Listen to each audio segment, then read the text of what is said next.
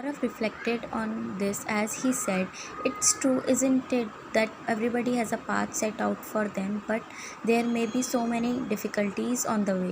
We have to continue and can come over and come out stronger and more energized over overcoming all those challenges."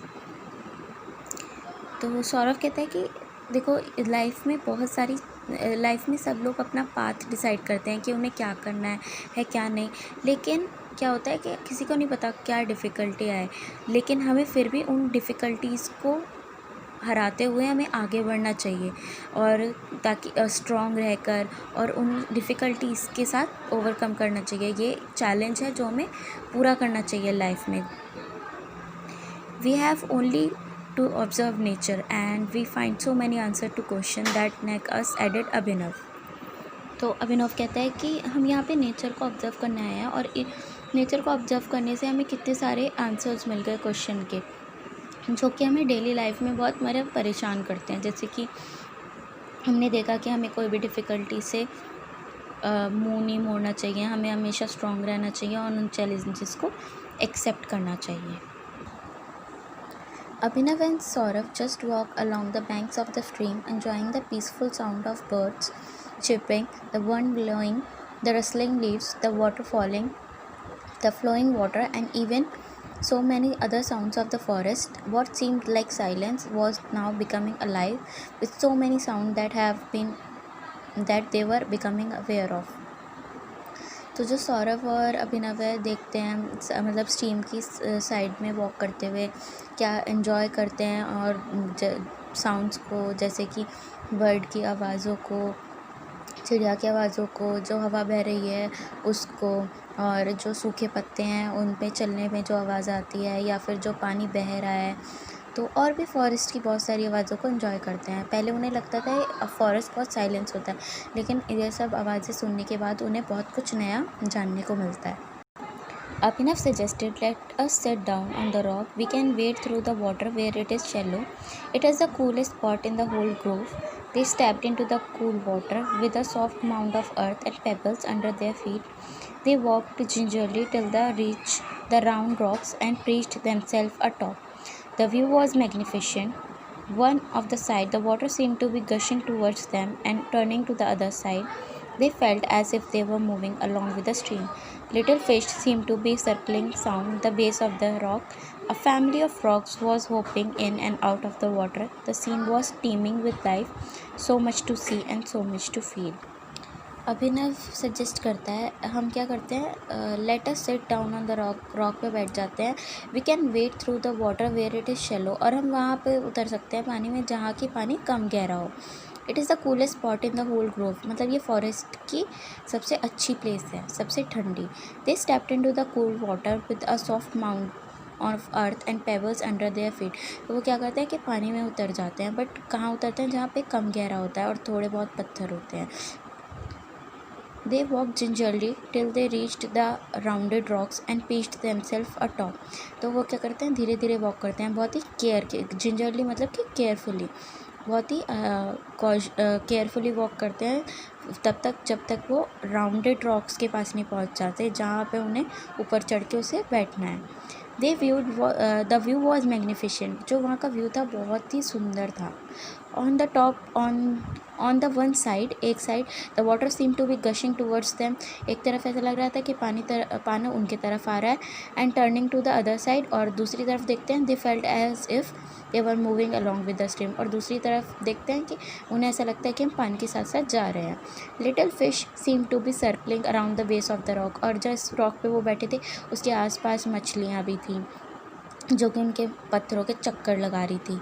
A family of frogs was hoping in and out of the water, जो एक frog की family, मतलब कि बहुत सारे frog कभी कभी पानी के अंदर निकल रहे थे, कभी पानी से बाहर आ रहे थे, तो उन्हें ये सब देख के बहुत अच्छा लग रहा था। The scene was trimming with life, trimming मतलब कि फुल ऑफ, मतलब उन्हें ऐसा लग रहा था कि ये जो सीन है एकदम मतलब एक ज़िंदा दिल सीन है। सो मच टू सी, बहुत कुछ देखने को है, और and so much to feel, और बहुत कुछ महसूस करने के लिए भी। This was the best time of the day. Both the friends enjoyed each other's company and were silently taking in all the wondrous life around them. मतलब कि ये उन दोनों के लाइफ का बहुत ही अच्छा दिन था। दोनों ही बहुत इन्जॉय कर रहे थे, और जो चीज़ें इतनी साइलेंटली हो रही थी बहुत अच्छा लग रहा था उन्हें ये सब देख के, और बहुत अच्छा महसूस कर रहे थे। They waded back to the banks and walked barefoot till their feet had dried off. वे क्या करते हैं, पानी में से बाहर निकलते हैं ऐसे ही नंगे पैर, और तब तक ग्राउंड पे चलते हैं जब तक कि उनके पैर सूख नहीं जाते। द अर्थ वॉज सॉफ्ट, जो अर्थ थी उन्हें बहुत सॉफ्ट लग रही थी। And they move toward the wooden area, अब वह मतलब जहाँ से पेड़ वगैरह शुरू हो रहे थे उसकी तरफ मूव कर रहे थे। The fallen leaf felt like a carpet beneath their feet, और क्योंकि वे नंगे पैर थे तो उन्हें ऐसा लग रहा था जो झड़े हुए पत्ते वगैरह पड़े थे नीचे, कारपेट जैसा महसूस कर रहे थे उन पे चल के वो। They began talking of the goals and objectives they wished to achieve. Suddenly everything seemed easier. तो एक दूसरे से वह बात करते जाते हैं कि उन्हें क्या अचीव करना था लाइफ में और वे क्या सोचते हैं। लेकिन अब ये सब चीज़ें देख के फॉरेस्ट की उन्हें ये सब बिल्कुल आसान लग रहा था अचीव करना। As they observe the hurried pace of ants scrabbling from a fallen fruit to an ant hill, Saurav laid down along the mossy tree root to take a better look and said, "Look how driven they seem." तो एक वो क्या देखते हैं, जब वो बैठ के देखते हैं जब वो चलते चलते मतलब कि देखते हैं कि जो एक चींटियों का झुंड है वो अब एक जो गिरे हुए फ्रूट का कुछ हिस्सा उठा के अपने घर की तरफ जा रहा है।